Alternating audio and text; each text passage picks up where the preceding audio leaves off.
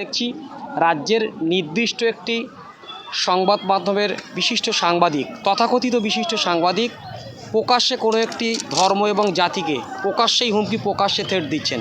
এ বিষয়ে আপনার কি মনে হয়?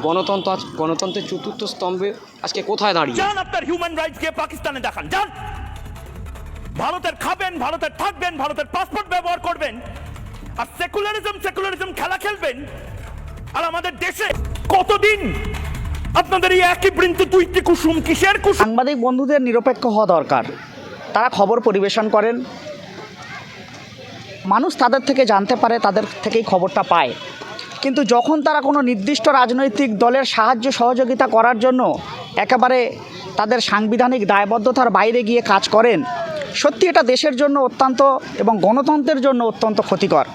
আমার মনে হয় মানুষকে বুঝতে হবে এবং সেই সমস্ত নিউজ চ্যানেল, সংবাদ মাধ্যমের এড়িয়ে যাওয়ার দরকার আছে।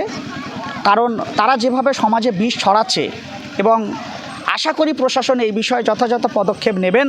তার কারণ এটাও উস্কানির মধ্যে পড়ে, এটাও একটা